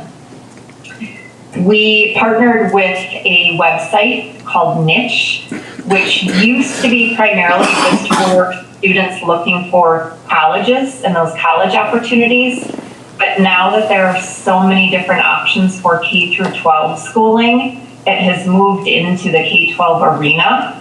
And a lot of families that know they're looking for certain aspects in schooling for their children will go to this website, look at the school's profiles, read reviews, and so forth. I believe in our Odyssey board highlights, that website is linked. I would encourage you to take a look at it, see what's on there, read our reviews, because I feel like that's what tells our story the best, is getting those stories directly from our current families. We have parent reviews on there as well as student reviews. We have set up community booths to share Odyssey, and we are continuing to provide intervention and evaluation with our high schoolers who are credit deficient, have mental health needs, and just trying to catch them up to speed if they were credit deficient coming to us or have become credit deficient, especially for those kiddos who are being serviced for mental health needs in facilities. Any questions? Just a comment, great job. I mean, you have a lot of great celebrations in here, as do all the schools. I mean, I was looking at some of the math in the high school and middle school, and just amazing things, FBLA, I mean, just amazing accomplishments. So kudos to you and the other instructors. A lot of good things, even though I know intervention and, that's very important, but also have a lot of other good things going on. So. Thank you. I know this report has evolved over time, and that's why, it's so important to say, here's where we are, but here's those next steps, here's where we're going next, and then we'll report out to the board again at the end of the year. Could you just speak to the change in the middle school grade bands? What is that? It's not 6 through 8 now? Or what kind of actual impact? How will that impact the students? Yes, good question. So currently our middle school is grade 7 and 8. And the reason we had started it that way was because of teacher licensing, because our secondary teachers were covering both middle school and the high school levels. We are now encompassing grade 6 into our middle school and pulling up 2 of our elementary teachers to teach that middle school level, just to kind of give it a fresh look, restructure. Our elementary program is very successful in the way that it's modeled, and so we're continuing that flexible curriculum model up through the middle school and including those 6th graders with that instruction so they will have added opportunities. So the impact, because we're pulling up 2 teachers from the elementary school, our grade bands are shifting a little bit, which will be 4K through 2, 3 through 5, 6 through 8, and then our high school. And at the high school level, because our teachers will only be teaching high school, we're no longer middle school, we're adjusting their FTE accordingly. So you would anticipate if students were going to leave our virtual elementary school to go back to, say, their brick and mortar middle school, which is typical to see a drop at that switch, that you would see a drop in our numbers at 5th grade as they enter into a 6th grade middle school. We actually see a drop after 6th grade, and that's right when we change our program. And so students have an opportunity then to do live classes, WDS, these other things. And so it's actually kind of an overlapping where they can also continue in the model that they've used in elementary, where there's more voice and choice with the family in terms of curriculum choices. So that'll be included up through 7th and 8th grade. And our intention is to hopefully retain those students through those middle school years and then see that transition at the 9th grade level. So it's strategic as well to retain as many students as possible to allow them the program that they like another couple of years. So synchronous learning starts in 6th grade or will start in 6th grade? Is that? Well, they have synchronous learning at the elementary level too, but it probably steps up more once you get to the 6th grade level. There's an opportunity to have even more of that teacher partnership and teacher guided instruction. Am I saying that accurately, Rebecca? Yes, at the elementary level, that live instruction is more so supplemental. That's really focusing on main learning for the grade levels. At the 6th through 8th grade level, and what we currently have right now at grade 7 and 8, those teachers will be providing live instruction in each core subject area as they're making curriculum. So for those families who choose the live instruction, they will be getting all of their instruction through our Odyssey teachers versus our Odyssey Flex program, which is what we have at the elementary model, where they're choosing their own curriculum. It's guided through with their learning coach at home. The teachers are overseeing that, assessing, and important resource.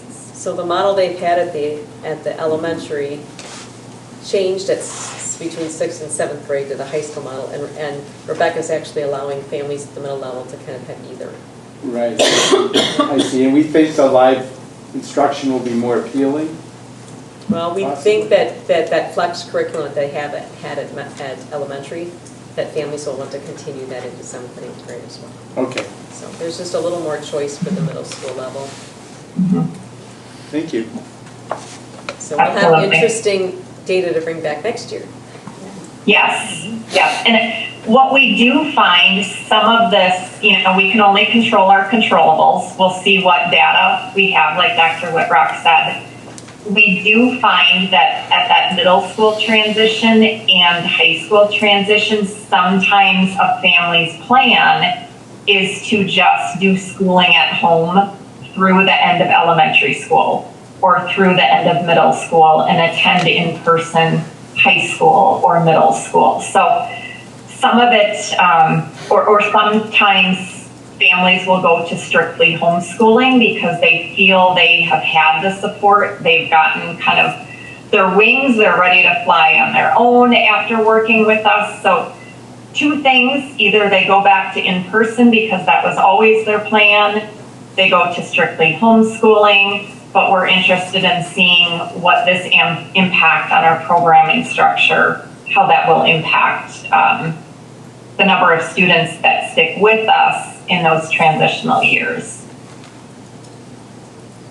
Right, okay. Thank you. Okay. Absolutely. All right, thank you so much. Thank you. I'm seeing we also have technology and facilities on our dashboard report. I do. I don't know if there's anything that you guys want to highlight, but you're welcome to come on up. As they're making their way up too, I just want to add here too. So Jill is here. She actually was teaching tonight at UW-Oshkosh and came to join us in case you had any questions. But just a couple of things I want to point out in terms of intervention and the whole literacy that we have going.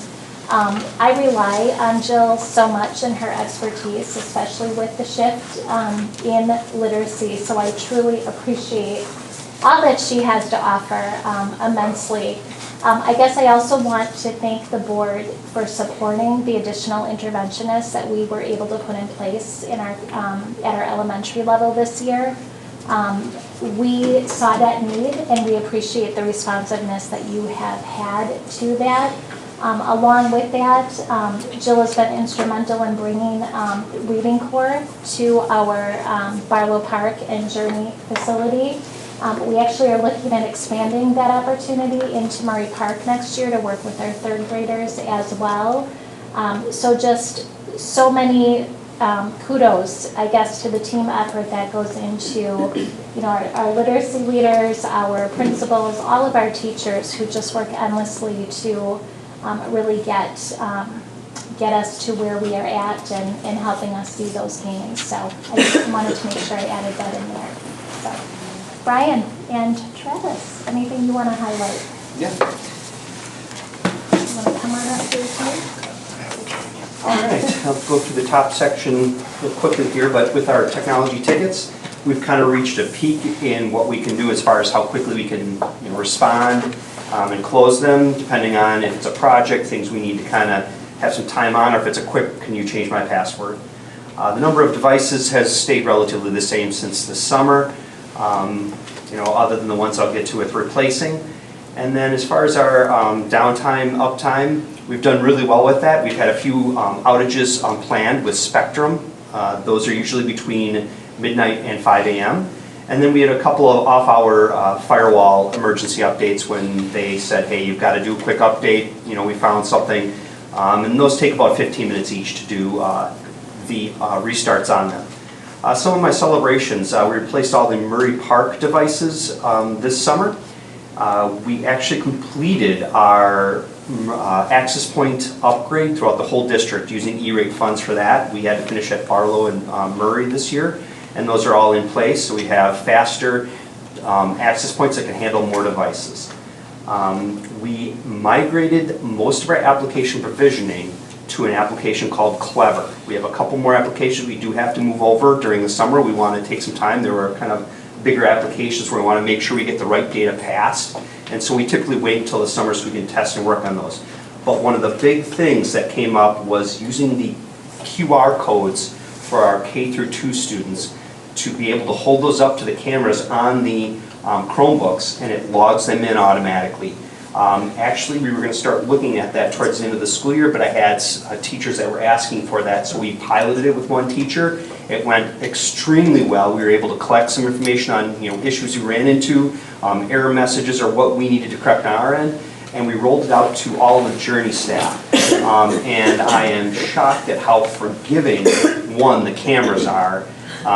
You don't have to see it on the screen, the QR code, and it just hits it and logs them in. And then we put Clever as the home page with all the applications they need to get into. They can just click and it goes right in the application since they're already logged in and everything's provisioned that way. So we will continue to roll that out through, into the Barlow Park classrooms. It's almost section by section, so we can kind of make sure we help the teachers with it and correct any issues we might run into. But it has saved time for the students and the staff logging in immensely. I mean, them typing it all in versus holding up a QR code, and it's just, they go right in. So it's been really, really nice. That's a huge one. Tom needs that. Travis, I was going to add that even for our teachers, to be able to access things right from that Clever app has been a time saver. We all know the nightmare of trying to remember passwords. So that's and getting into all of that's a those single things. It is going to be, Yeah. yes, it is going to be the one-stop shop as we go forward for all the applications that the teachers and students might need, as well as links we might want to put on there for the classroom. So it's been really nice. And having that to almost be as much staff and student driven as it was technology driven, and making this go forward, it really made it successful, and having them want it as much as we wanted to get it out there. So that's been great.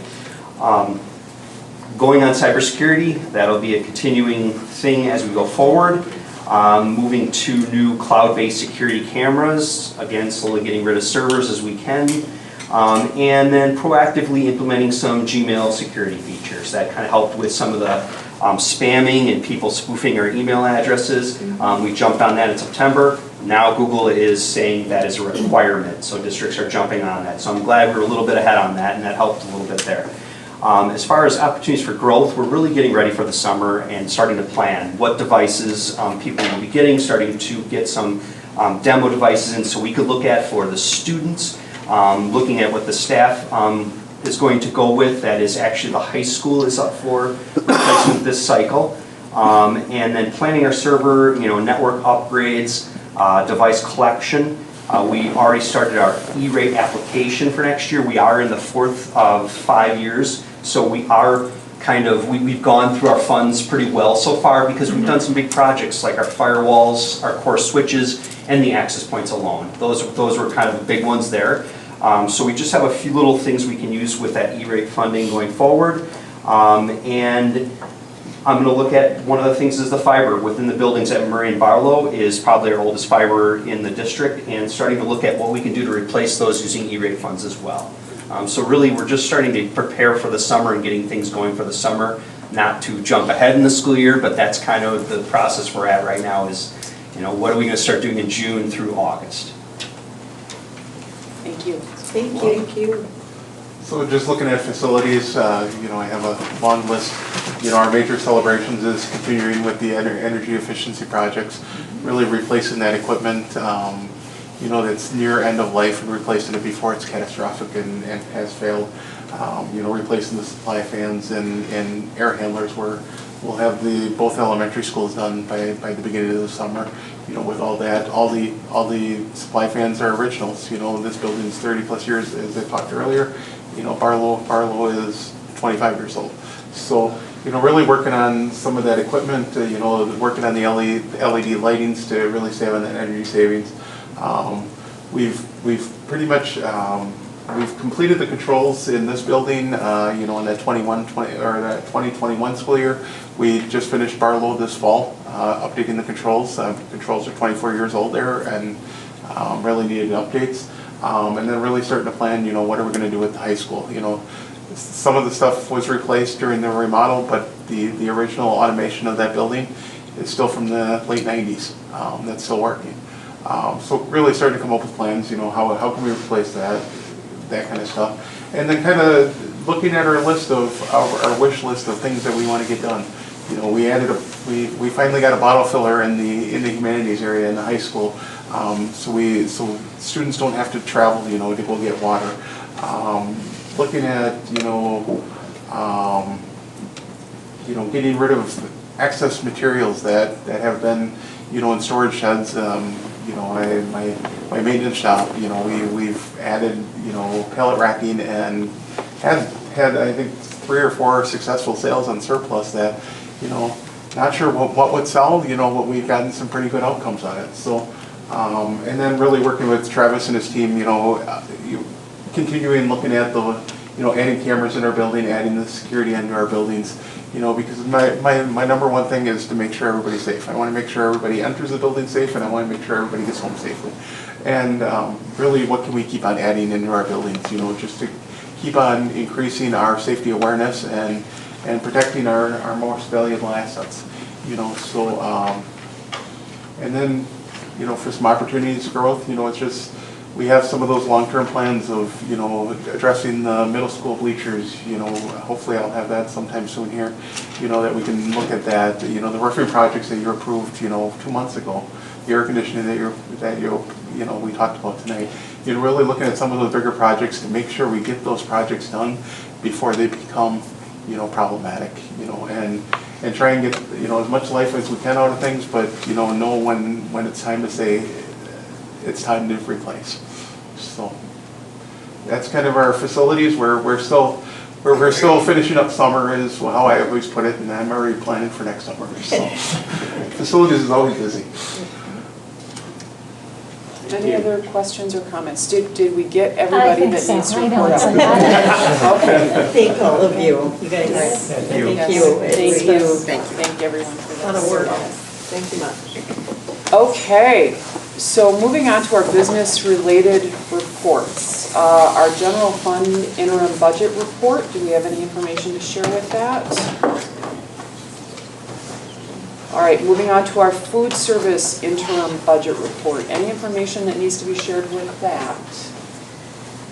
Okay, hearing none. We have our school operations reports. Any questions, any follow-ups on any of those items?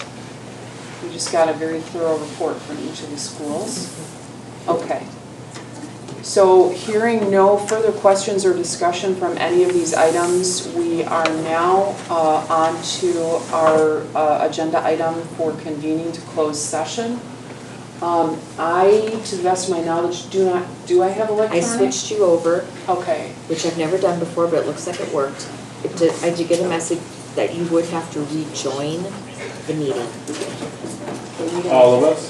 Just Becky. Just Betsy, I'm sorry. All right. Do I need to log out and rejoin? Probably. All right.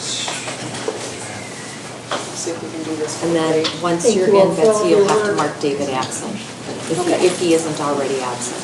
All right. Start roll call. Meeting is already in progress. So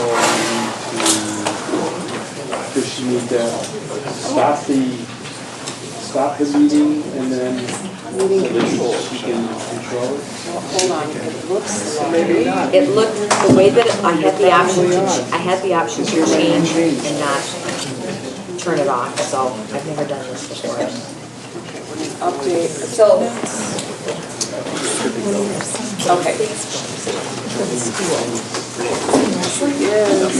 Rebecca and Becky, I'm going to turn off, okay? I saw the face. Okay, thanks, Jolie. Good night. Have a good night. You too.